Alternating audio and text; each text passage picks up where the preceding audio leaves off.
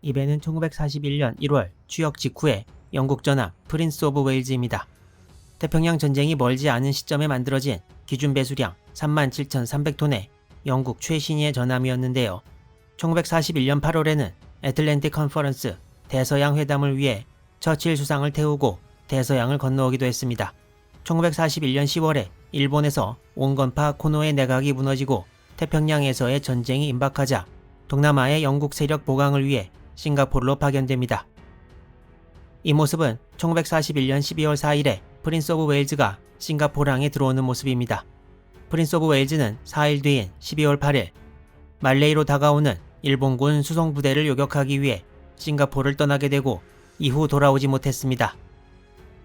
프린스 오브 웨일즈는 12월 10일 일본 항공대의 어뢰와 폭탄 집중 공격을 받고 침몰했는데 항공전력 단독 공격에 의해서 해상에서 침몰한 첫 번째 전함이라는 오명을 쓰게 되었습니다.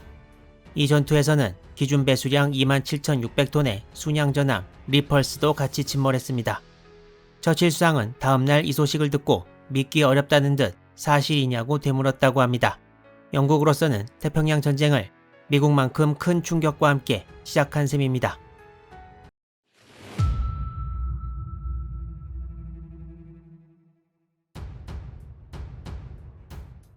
이 두 척의 배가 침몰된 후 싱가포르는 해군력을 투사할 수 있는 기지에서 단순 육상 기지가 되었고 싱가포르 함락이 임박하자 남은 함대는 인도네시아와 실론으로 피하게 됩니다.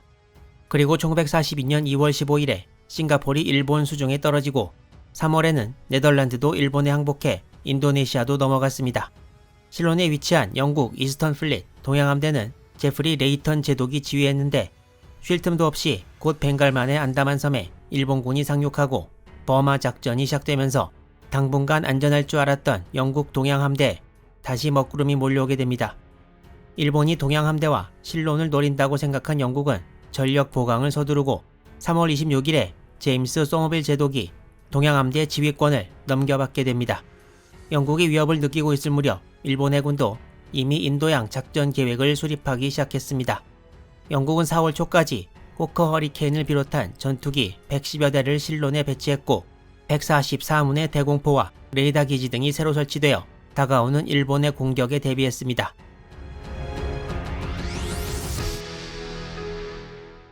태평양 전쟁에서 미국과 일본만 항모를 보유하고 있던 것이 아니라 영국도 가지고 있었는데요. 가공할 어마어마한 이란 뜻의 영어 단어를 이름으로 한 HMS 포미더블은 영국 해군의 일러스트리어스급의 2번 함으로 기준 배수량 23,000톤이었고 태평양 전쟁 발발 약 1년 전인 1940년 11월 24일에 취역했습니다. 이 항공모함이 영국이 실론 방어에 공을 들이던 1942년 3월 24일에 실론에 도착해서 동양함대의 일원이 되는데요. 이 항공모함은 진수식 때 사고가 하나 발생했습니다. 이건 다른 배 사진인데 원래 진수식을 하면서 배를 이렇게 지상에 고정시켜 두었다가 시작되는 순간 거치목을 빼고 물 위로 미끄러져 들어가게 해야 하는데 포미더블은 진수식 때 거치목을 빼기 전에 갑자기 부러져 버리는 바람에 무거운 선체가 주변 장치들을 전부 부수면서 슬립웨이를 통해 미끄러져 들어갔고 이 사고로 진수식을 구경하던 사람 1명이 죽고 20명 이상이 부상을 입었습니다. 그래서 포미더블은 이 사건 이후 스스로 진수한 배라는 별명을 얻었습니다. 당시 사진 같은 거라도 하나 있으면 좋을 텐데 그건 쉽게 구할 수가 없고 1939년 진수식 때 사고를 직접 찍은 영상이 유튜브에 올라와 있어서 영상 설명란에 링크를 달아두도록 하겠습니다. 포미더블은 같은 급의 다른 항모 한 척과 함께 동양함대에 배속되었는데 바로 이름이 굴복하지 않는 불굴해라는 뜻을 가지고 있는 인다미터블이었습니다. 인다미터블은 일러스트리어스급의 4번 함으로 태평양 전쟁 발발 약 50일 전인 1941년 10월 10일에 취역했습니다. 인다미터블도 포미더블과 비슷하게 사고가 하나 있었는데요. 카리브해 쪽으로 첫 항해를 나갔다가 자메이카 근처에서 좌초된 일이 있었습니다. 인다미터블은 원래 싱가포르에서 프린스 오브 웨일즈 함대에 항공 업무를 제공할 예정이었으나 이 사고 후 빨리 수리를 마치고 복귀했지만 싱가포르에 시간 맞춰 가는 데는 실패했습니다. 만약 인다미터블의 항공기들이 12월 초에 프린스 오브 웨일즈의 업무를 맡았다면 당시 일본 해군 항공대가 실력면에서 영국보다 더 우세했을지라도 영국 함들이 입은 괴멸적인 피해가 조금이라도 줄어들지 않았을까 생각도 듭니다. 2차 대전 발발 후 취역한 이 두 척의 최신형 항공모함 이외에도 영국은 동양함대에 1924년에 취역한 11,000톤급 구형 항공모함 HMS 허미즈도 배치했습니다.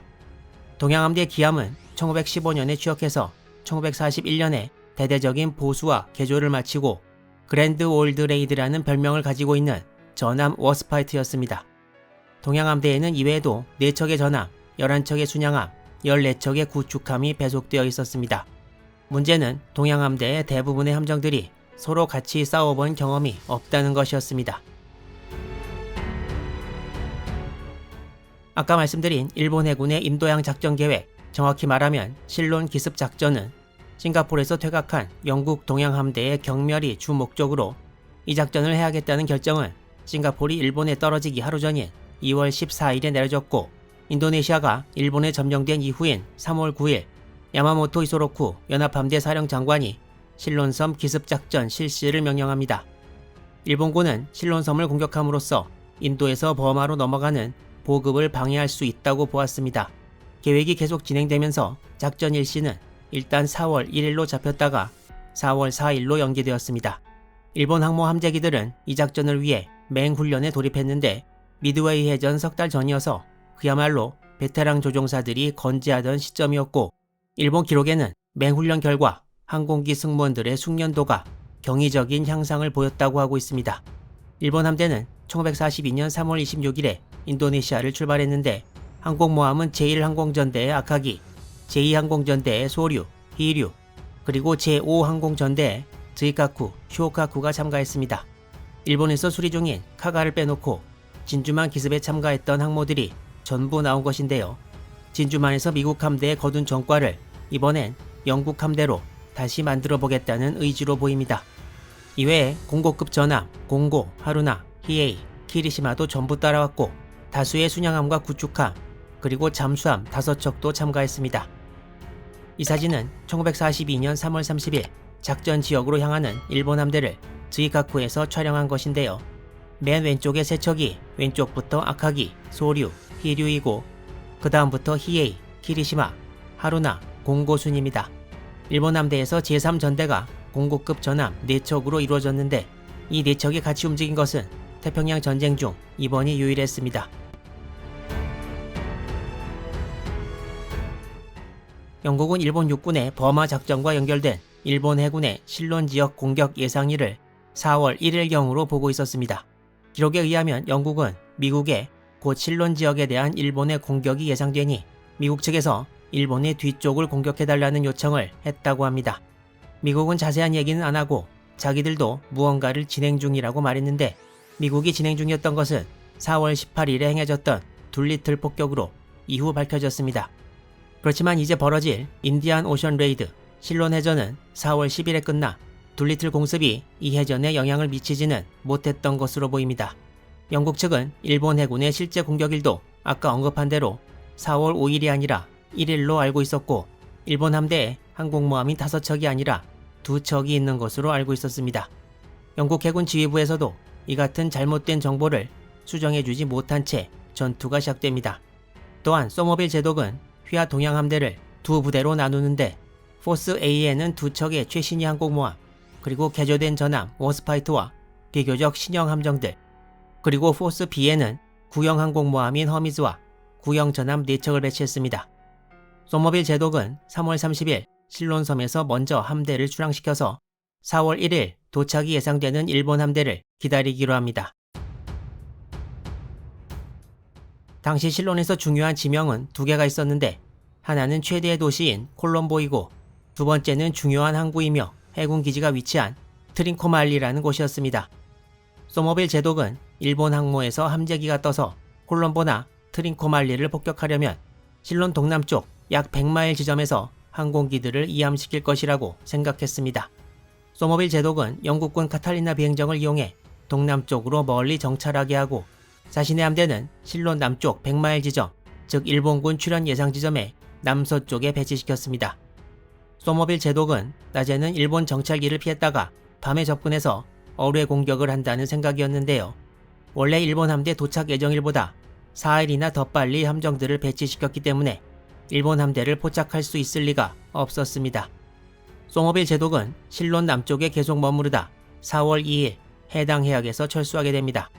소모빌 제독은 위에 나온 것과 같이 실론 쪽이 아니라 남서쪽으로 철수했는데요. 이 남서쪽에는 일본군이 그 존재를 모르는 영국 해군의 비밀 기지가 하나 있었습니다.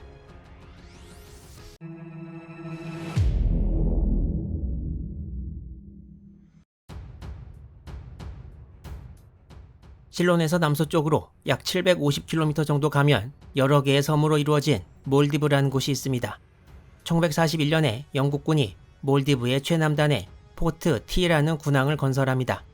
당시 실론의 콜롬보나 트린코말리는 대규모 함대가 사용할 만한 충분한 시설을 갖추지 못했고 하나의 대안으로 포트 T가 건설되기 시작한 것입니다. 1942년 4월 2일 늦게 소모빌 제독의 함대가 재급유를 위해 간 곳도 바로 이 포트 T였습니다.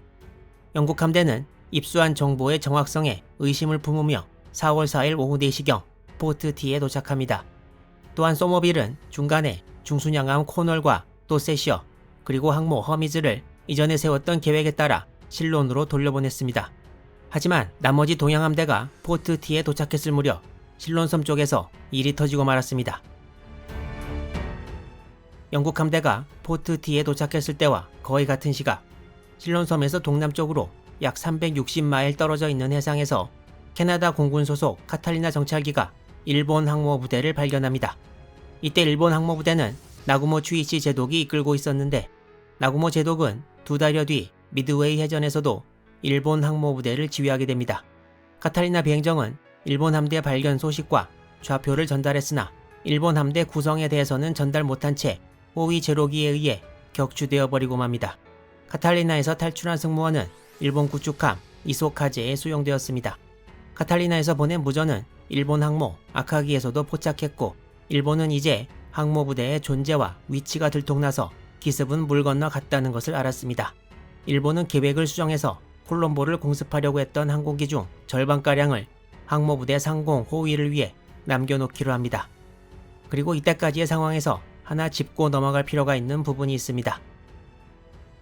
소모빌 제독의 동양함대는 3월 30일 밤부터 4월 2일까지 실론섬 남쪽 해상에서 일본 함대를 기다리고 있었습니다. 여기서 기다리고 있다가 일본 항모부대를 야간에 공격한다는 작전이었는데 소모빌 제독이 믿고 있었던 것은 항공기에 달아서 사용하는 ASV 마크2 레이더였습니다. 그렇지만 이 레이더는 탐지할 수 있는 거리가 30에서 40km밖에 안 되었고 훈련 정도도 모자라서 실제로 제대로 일본 함대를 탐지할 수 있을지 의문시되었고 일본 함대의 주특기가 야간 해전인 것도 잘 모르는 상태, 그리고 결정적으로 잘못된 정보 분석으로 일본 항모가 5척이 아니라 2척이라고 알고 있었습니다. 영국 함대는 일본 함대 원래 도착일도 잘못 파악해서 며칠 먼저 가 있다가 퇴각했는데요.